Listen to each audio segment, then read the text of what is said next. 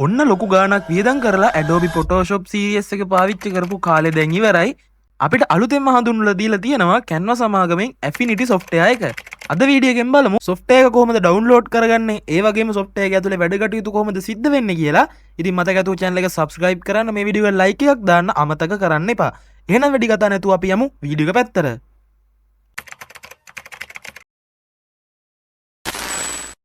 ඉතින් software එක download කරගන්න ඔයාලා මුලින් මෙන්න Google එකට ඇවිල්ලා search කරගන්න Affinity Studio කියලා.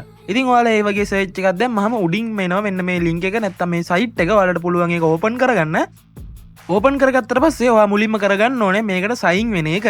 ඉතින් මේක සම්පූර්ණයෙන්ම free software එකක්. ඉතින් මේකට ඔයාලා sign වුණාට පස්සේ තමයි ඔයාලා download කරගන්න පුළුවන්. මොකද මේක Canva හරහා යන නිසා. ඉතින් Canva site එකට ඔයා mail එකකින් log වෙලා ඉන්නවා නම් මෙතන මේගොල්ලෝ අහනවා ඒ mail එකෙන්ම continue කරන්නද කියලා. ඉතින් මම දැනටමත් Canva එකට sign වෙලා ඉන්න හින්දා මම මේක continue දෙනවා.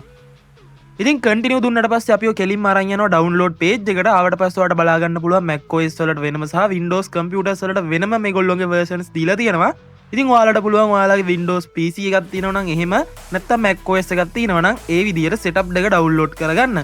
ඉතින් download කරගත්තාට පස්සේ හරිම සරල step එකක් තියෙන normal software එකක් install කරන විදිහටම ඔයාලට පුළුවන් software එක ඔයාලගේ machine එකට install කරගන්න. install කරගත්තාට පස්සේ ඔයාට පුළුවන් software එක open කරගන්න. එකිනෙකට වෙනස් වෙච්ච වැඩ තුනකට පාවිච්චි කරන softwares තුනක් තමයි මේ Adobe Photoshop, Illustrator සහ InDesign කියන්නේ. ඉතින් අපි Affinity software එක පැත්තට ආවහම මේ තුනම එක software එකක් ඇතුලේ අපිට බලා ගන්න පුළුවන්.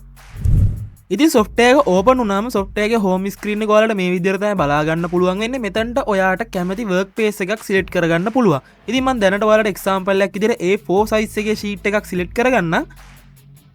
ඊට පස්සේ අපිට මේ විදිහට බලා ගන්න පුළුවන් අපේ workspace එක load වෙනවා.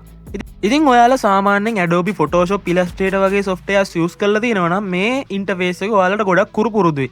මොකද බැලු බැලමට මමත් Adobe Photoshop තමයි use කරන්නේ. බැලු බැලමට මේක ගොඩක් සමානයි ඒවට. ඉතින් ඔයාලට උඩින් බලා ගන්න පුළුවන් Affinity logo එකත් එක්ක පොඩි bar එකක් තියෙනවා. මෙතන තමයි magic එක තියෙන්නේ. ඉතින් මෙතන මේ vector කියලා ඔයාලට බලා ගන්න පුළුවන් වෙන්නේ අපි Adobe Illustrator පාවිච්චි කරලා කරගන්න වැඩ ටික කරගන්න පුළුවන් තැන. ඒ වගේම මෙතන pixels කියලා තියෙන්නේ Adobe Photoshop වගේ තැන. ඒ වගේම ඔයාලට මෙතන layout කියලා option එකක් බලා ගන්න පුළුවන්. layout කියන්නේ අපි InDesign පාවිච්චි කරලා වැඩ කරගන්න පුළුවන් තැන. ඉතින් ඒ වගේ මෙතන Canva AI එක තියෙනවා. ඔයාලට Canva subscription එක තියෙනවා නම් මෙතන ඔයාලට AI features use කරන්න පුළුවන්. ඒ වගේම සාමාන්‍ය විදියට අපිට toolbar එක, layers, ඒ වගේම උඩ අපිට සාමාන්‍ය Photoshop නැත්නම් Illustrator software එකකට ගොඩක් සමාන interface එකක් අපිට බලා ගන්න පුළුවන්. ඉතින් මේ software එකට Affinity සමාගමෙන් කියන විදියට අපිට Adobe PSD files වගේම AI files වගේ දේවල් import කරලා ඒකේ සමහර edits පවා කරගන්න පුළුවන්. ඉතින් ඔයාලට මේක switch වෙන්න තියෙන හොඳ option එකක්. ඉතින් මේක සම්පූර්ණයෙන්ම free නිසා ඔයාලත් දැම්ම try කරලා බලන්න. ඔයාලට Adobe Photoshop වල ඉඳන් මේකට switch වෙන්න පුළුවන් නම් අනිවාර්යයෙන්ම switch වෙන්න. මොකද මේක totally free software එකක් නිසා. ඉතින් අද වීඩියෝ එකෙන් අපි කතා කරා අලුතෙන් release වෙච්ච Affinity software එකේ basic introduction එකක්. ඉතින් මේ වීඩියෝ ඔයාලට හොඳයි කියලා හිතනවා නම් අනිවාර්යෙන් අපේ channel එකත් එක්ක එකතු වෙන්න ඔයාලට පුළුවන් subscribe කරලා.